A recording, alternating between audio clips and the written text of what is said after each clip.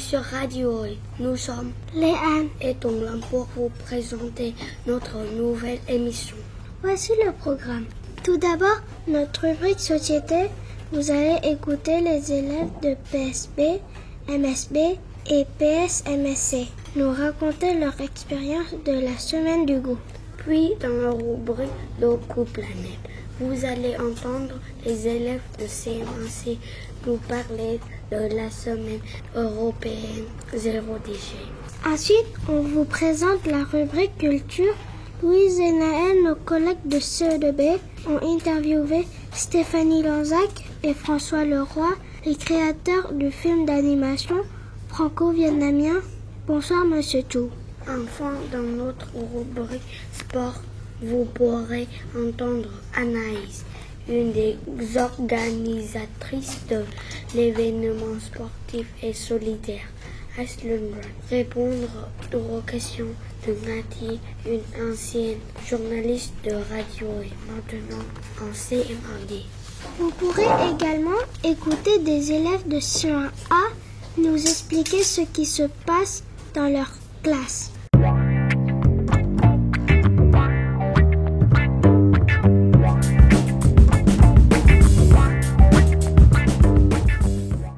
Sans plus attendre, c'est notre rubrique Société, la semaine du goût en maternelle. Sucré ou salé, cuit ou cru. Quand on pensait les élèves de PSB, MSB et PSMSC, écoutons-les.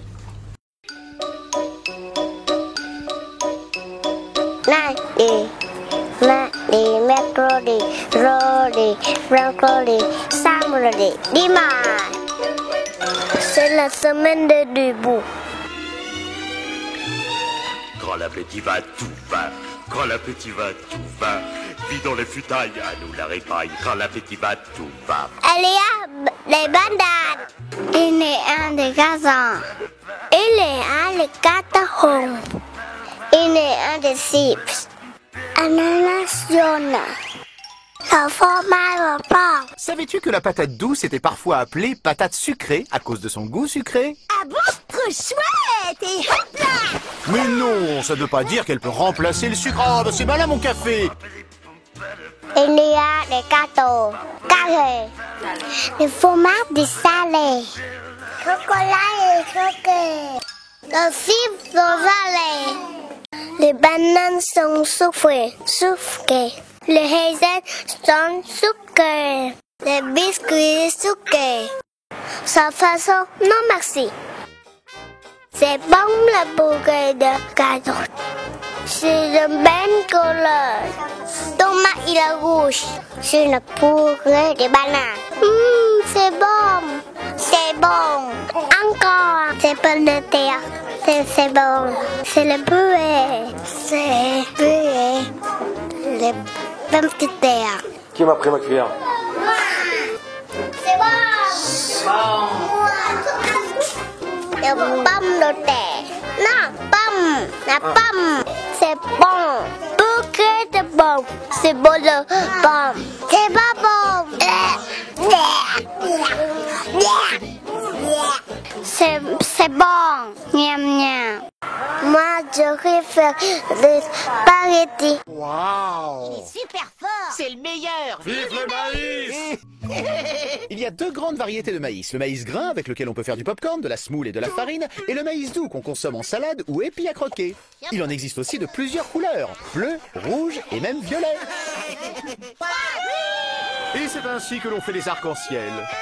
Ah bon? C'est incroyable! Mais bien sûr que non, Cornichon, c'était une blague. Y'a des yaya, y'a des yaourts, y'a des yaourts à tout. Y'a des yaya, y'a des yaourts, y'a des yaourts à tout. Le sucre, le bonbon. C'est le chocolat. C'est bon. Le lait, le chocolat. C'est pas bon. C'est bon. J'aime les chocolats. Par contre, c'est bon. Maïs. Les popcorn, les maïs. Avec les pommes de terre, elle fait les chips. Y'a des yaourts à la pêche. fraîches et d'autres noyaux de pêche. Il y a des yaourts aux brugnons, nefs les potirons, des yaourts aux fruits sauvages, ceux qui vous mordent au passage, d'autres aux fruits du verger qui sont sans danger. Il y a des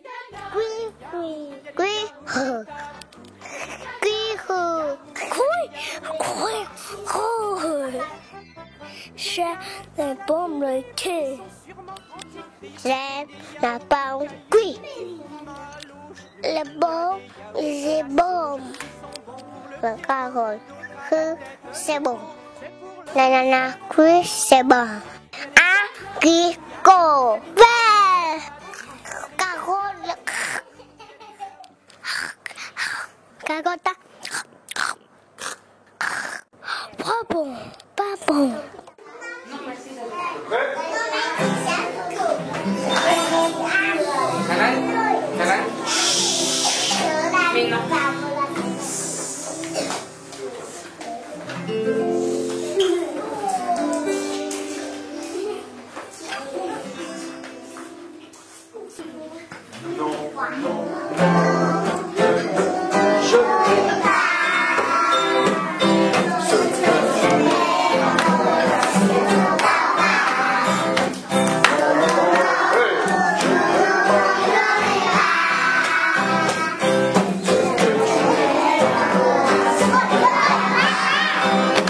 Les tomates, les oranges,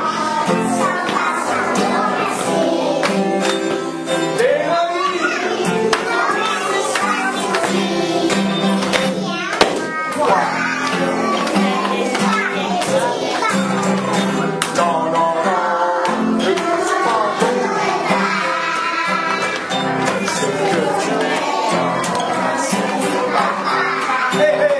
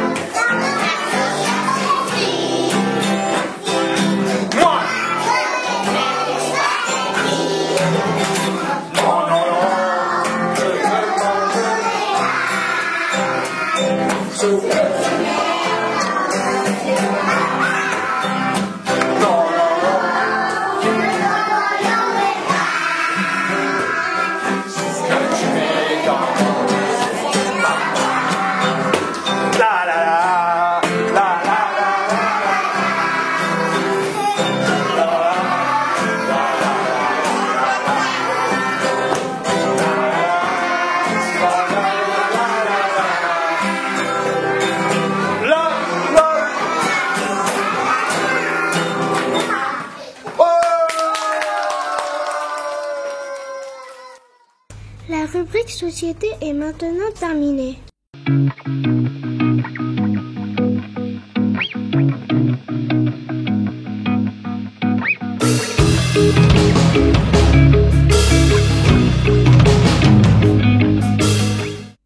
Quels sont les gestes simples pour réduire notre quantité de déchets?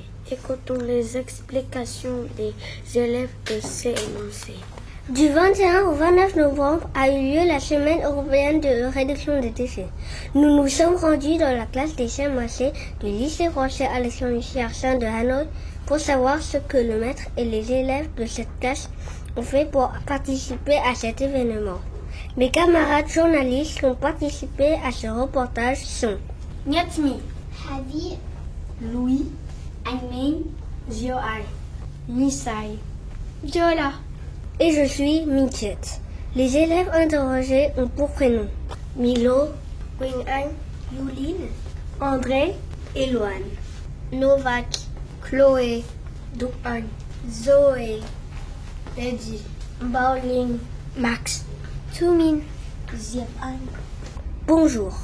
Bonjour.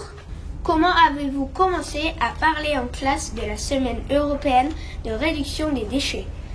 Nous avons commencé à parler de la pollution en faisant de la grammaire avec un texte intitulé l'eau en danger.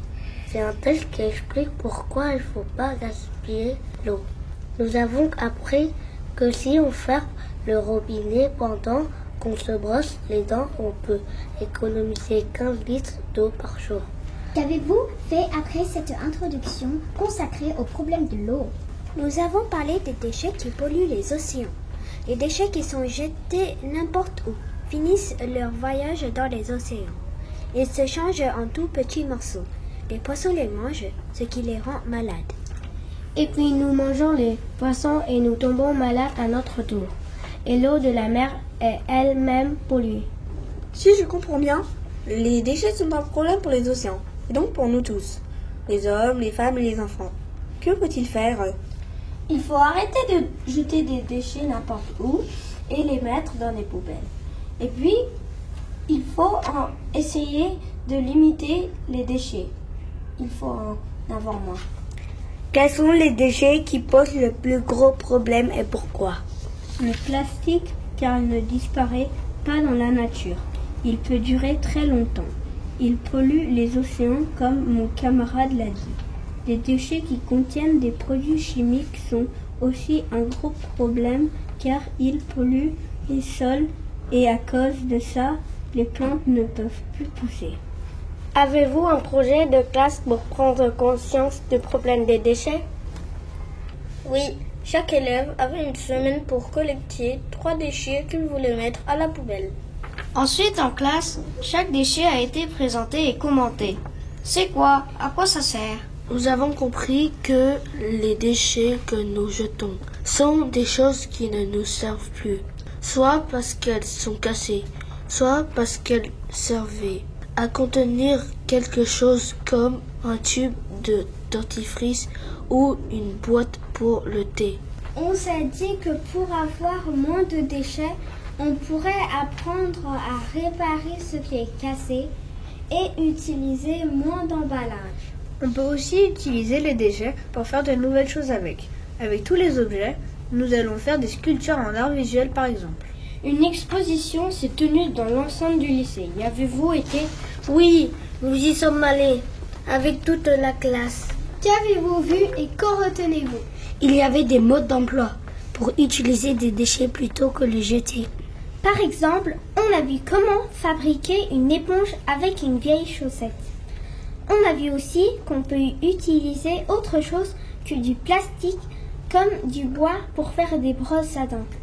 Il y a plein d'idées pour que notre planète reste un endroit où on peut vivre. La rubrique de Q-Planète est maintenant terminée.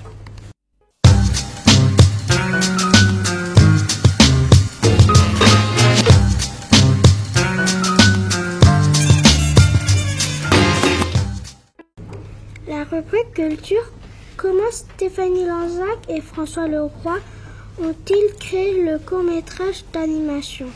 Bonsoir, Monsieur Chou. Pour tout savoir, écoutez l'interview réalisée par Louise et Naël. Pourquoi vous avez créé ce film? En fait, on a d'abord écrit ce film après être venu au Vietnam pour la première fois en 2002. Et on avait envie de faire un film et on ne savait pas sur quel sujet.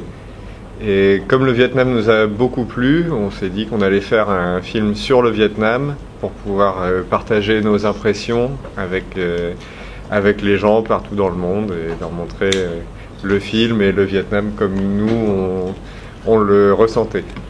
Comment vous avez fait le film d'animation? Alors il y a beaucoup de processus, beaucoup d'étapes. En fait, c'est compliqué. D'abord, on écrit l'histoire et on fait les premiers dessins des premiers personnages. Bon, après, pour faire un film, il faut qu'on trouve un peu d'argent. Donc, grâce à ce premier scénario et à ces dessins, on cherche de l'argent. Et ensuite, quand on a l'argent, c'est là que commence la plus longue phase, c'est-à-dire de faire l'animation. Alors, on fait déjà un storyboard. C'est comme une espèce de bande dessinée avec chaque plan du film. On le dessine dans une case pour voir comment ça se découpe. Et ensuite, on commence à faire chaque plan, il y a un décor. Chaque décor, il y a une animation avec un ou plusieurs personnages. Donc dans l'ordre, on fait par exemple le premier plan, on fait le décor. Ensuite, on dessine les personnages, on les anime. Si par exemple, il y a le petit garçon et l'oiseau, on anime le petit garçon, l'oiseau. Ensuite, à cette époque-là, on faisait ça sur des dessins. Donc on doit scanner tous les dessins qu'on avait fait à la main. Et ensuite, on les met dans l'ordinateur. Et ensuite, on met, si tu veux, les couches les unes par-dessus les autres. Par exemple, en dessous, tu as le décor. Puis par-dessus, on met le petit garçon et l'oiseau. Et ensuite, comme ça, on a un premier plan. Donc après, quand on a fait tous les plans, on les met tous les uns à la suite des autres pour faire un montage. On appelle ça un montage, grosso modo. Et ensuite, quand on a terminé ça, on a un ingénieur du son qui s'occupe de sonoriser tous les plans. Par exemple, toutes les choses qui bougent dans le film, l'oiseau qui vole, si tu veux, on va entendre ses ailes. Donc l'ingénieur du son, il doit mettre le son de l'oiseau qui vole. Il y a ça, il y a les voix, puis il y a la musique. Et ensuite, quand on a toute l'image, tout le son et toute la musique, on a toutes nos couches pour faire un film. Voilà, là on a terminé, mais c'est très très long. Ça prend à peu près, pour faire un film comme Bonsoir Monsieur Chou, ça nous a pris 2 ans pour tout faire. Voilà, ça te paraît clair à peu près les étapes? François, tu voulais rajouter quelque chose? Alors oui, peut-être juste pour expliquer ce qu'est l'animation elle-même. Stéphanie parle d'animer le personnage. Donc à l'époque de Bonsoir Monsieur Chou, on faisait l'animation à la main, c'est-à-dire qu'on faisait un premier dessin, ensuite on colle une autre feuille dessus, par transparence, on regarde le dessin d'en dessous et on refait un nouveau dessin qui est un petit peu différent du premier. Et on fait toute une série de dessins comme ça, et quand on les passe les uns après les autres, ça crée le mouvement des personnages. Chaque différence entre les dessins, c'est un 25e de seconde. Il faut 25 dessins pour arriver à 1 seconde de mouvement. Voilà, par exemple, c'est pas très radiophonique, mais je vais vous montrer quand même en geste. Par exemple, je fais une animation, j'ai mon verre à la main et je le pose sur la table, par exemple. Donc le premier dessin, tac, j'ai mon verre qui est comme ça. Deuxième dessin, il est un peu avancé. Troisième, un peu avancé encore. Quatrième, 5e, 6e, 7e, 8e, je le pose.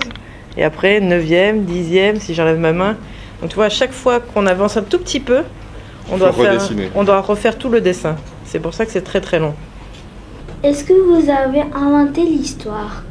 Alors oui, c'est nous qui avons écrit cette histoire. Mais pour l'écrire, on s'est quand même inspiré de contes traditionnels vietnamiens.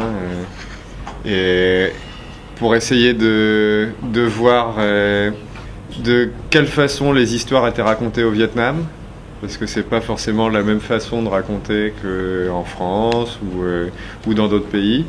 Et du coup, on a essayé de se mettre dans la peau d'un Vietnamien pour raconter l'histoire. Pourquoi vous avez choisi le Vietnam et pas un autre pays? En fait, on a choisi le Vietnam parce qu'on est vraiment tombé amoureux du Vietnam à tel point qu'on voulait montrer aux autres gens à quel point le Vietnam c'était un pays formidable. Et du coup, on s'est dit que faire un film, c'était une bonne idée pour montrer à tous les gens qui n'étaient pas encore venus au Vietnam que c'était un très beau pays, que la culture était intéressante. Aussi, en faisant un film, par exemple, on aurait pu rentrer en France et juste montrer nos photos de vacances, par exemple, et puis dire aux gens, voilà, ça ressemble à ça, et c'est très joli. Mais nous, ce qu'on voulait partager, c'était notre émotion par rapport au Vietnam. Donc, c'est un film, du coup, c'est quelque chose de complètement subjectif.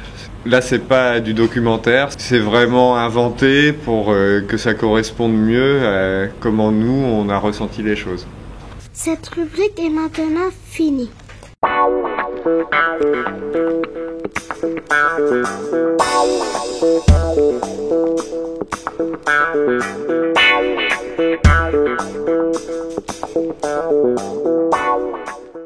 Sport et solidarité. Nati pose des questions à Anaïs, une des organisatrices de Island Run. Écoutons ses réponses. Bonjour Anaïs, merci de venir répondre à nos questions. Vous venez nous expliquer ce que c'est que la Iceland Course qui s'est déroulée le dimanche 15 novembre. Tout d'abord, où a eu lieu cette course? Bonjour tout le monde. Alors l'Island Run a eu lieu sur une île qui se trouve à Hanoï. Et en fait, c'est sur le fleuve Rouge qui traverse Hanoï une petite île qui fait pas vraiment partie de la ville, mais qui s'y situe quand même. Et en fait, c'est une île qui est pleine d'agriculture, de bananiers, qui est très très très calme, où il y a quelques personnes qui vivent. Pourquoi avez-vous organisé cette course? On a organisé cette course pour récolter des fonds pour l'association School on the Boat. Pour quelle association vous avez organisé cette course? À quoi sert cette association? Donc, comme je le disais, on a organisé ça pour récolter des fonds pour School on the Boat. Alors, School on the Boat est une association qui aide les enfants défavorisés à Hanoï à avoir accès à l'éducation. Donc, c'est-à-dire de pouvoir aller à l'école. En fait, ce sont des enfants qui sont venus vivre à Hanoï, mais au départ, ils avaient des problèmes pour aller à l'école parce qu'ils n'avaient pas les papiers nécessaires ou parce que leurs parents ne savaient pas payer l'école pour eux. Et donc, en fait, nous, on les aide. C'est pas parce que School on the Boat, ça veut dire en français école sur le bateau, mais en fait ce n'est pas une école qui est sur un bateau. En fait, c'est nous qui permettons aux enfants d'aller à l'école, comme vous allez tous à l'école, et en plus de ça, on leur permet après l'école, de venir faire les devoirs dans les bureaux de School on the Boat, avec des personnes qui les aident à faire les devoirs et à préparer les tests. Et en plus de ça, de temps en temps, on fait des activités extrascolaires. Donc, on va aller au musée, on va à la plaine de jeux, on va à la piscine, avec les enfants de School on the Boat. Pourquoi cette course s'appelle Ice Run? Parce que justement, c'est sur l'île qu'on appelle en français l'île aux bananes, qui se situe sur la rivière Rouge. Comment vous avez préparé la course? Qui vous a aidé? Alors, préparer une course comme ça, c'est pas si facile. On s'y est pris 2 mois à l'avance et on était un groupe de 6 personnes volontaires, donc bénévoles, des personnes il y avait des sportifs, il y avait des personnes de School on the Boat ou simplement des personnes qui avaient envie de s'investir dans l'événement. Et alors, chaque personne avait des responsabilités bien spécifiques. Il y avait une personne qui s'occupait de la communication, il y avait une personne qui s'occupait de tout ce qui est faire le chemin où il faut courir, il y avait une personne qui s'occupe de trouver les partenaires. Donc ça, c'était une équipe de 6 personnes et on se voyait 1 fois par semaine. Et à côté de ça, on a eu de l'aide de pas mal de sponsors. Donc ce sont des personnes qui nous ont fait des donations de choses pour nous aider pour la course. Et puis on a d'autres partenaires qui nous ont aidés dans trouver des personnes, de faire de la communication, comme par exemple le lycée français qui nous a aidés dans la communication, pour avoir un maximum de personnes qui participent à l'événement. Comment était organisée la course? La course était organisée le matin, donc il y avait 3 différentes courses, il y avait 10 km, 5 km ou 3 km. Et les personnes pouvaient s'inscrire à la course dont ils avaient envie. Et donc on partait tous du même endroit qui était un endroit juste à côté de l'île, donc très très facile d'accès sur l'île, et l'arrivée était aussi à ce même endroit. Donc les personnes y venaient à cet endroit, et puis ils partaient tous ensemble courir, et sur l'île, il y avait des personnes qui étaient là pour leur montrer le chemin. Parce que dans l'île, il y a beaucoup de chemins, et donc c'est pas toujours facile de savoir où ils doivent aller. Et puis quand ils arrivaient, il y avait des personnes pour les applaudir et les accueillir. Et ensuite, à la fin de toutes les courses, on a fait une cérémonie de remise de prix pour les gagnants. Combien y avait-il de participants? Alors, on a eu 400 inscriptions, donc 400 personnes qui s'étaient inscrites pour courir à l'avance. Mais puis, on n'a pas eu beaucoup de chance parce qu'il a plu. Et donc, il y a certaines personnes qui ne sont pas venues, mais on a eu environ 300 coureurs. Donc, 300 personnes qui sont venues courir le jour de la course. Est-ce que vous êtes contente de cette journée? On est super content de la journée. C'était la 4e édition, donc c'était la 4e année qu'on faisait cette course et c'était vraiment génial. On a une super chouette ambiance familiale, sportive, avec des adultes, avec des enfants, avec les enfants de School on the Boat et malgré la pluie, on a une super journée et des super chouettes souvenirs. Les élèves de CE1A nous font partager des moments de leur vie de classe. La Lilo, vous connaissez? Les élèves de CE1A, Maïti, Eugéna, Ronuel et Tarvi répondent aux questions d'Eliott et vous expliquent tout. Bonjour, je m'appelle Eliott, je suis avec Maïti, Ronuel, Eugéna et Tarvi. De la classe de CE1A, on va parler de la Lilo. C'est un jeu en français sur des tablettes ou ordinateurs. À quoi ça sert? Ça sert à apprendre à lire. Comment ça se passe? On joue avec une tablette ou un ordinateur. On clique sur notre classe, après sur notre prénom. On clique sur le bouton pour aller dans les exercices. On fait des jeux, par exemple, compléter des phrases, composer des mots, mettre des mots dans l'ordre pour faire une phrase. Quand on réussit, on gagne des badges ou des trésors. Et si on a 3 badges, on obtient une histoire. Je déteste quand je perds parce que il faut tout recommencer. J'aime pas trop quand je perds parce que on n'a pas de badge. Moi, j'aime mettre les mots en l'ordre pour faire une phrase. Je suis content quand j'ai 3 badges parce que je vais avoir une histoire. J'aime pas la lecture, mais j'aime la lilo parce qu'on n'écrit pas. C'est encore Elliot. Je suis avec Jane, Mihain, Lucia et Haifon. Nous allons parler de Calculatis. C'est quoi Calculatis? C'est un jeu sur la tablette pour apprendre les maths. Comment ça se passe? On fait son code, on arrive dans notre espace, il y a des jeux de maths. Par exemple, calculateur, il y a une voiture et un camion devant la voiture. Sur le camion, il y a une addition. Si on choisit la bonne réponse, on évite le camion. Quand on a 5 étoiles à tous les jeux, alors on va avoir un autre niveau. J'aime parce que je vais apprendre toutes les maths. J'aime le jeu lancer franc. Ça ressemble au basket. J'aime calculateur parce que ça va vite. J'aime le jeu du 100 mètres. Il faut compter les coureurs. J'aime les 100 coureurs parce qu'il faut choisir la bonne réponse. Notre émission est à présent terminée. Merci à tous les journalistes, tous nos invités et à vous, chers auditeurs. Ne manquez surtout pas notre prochaine émission.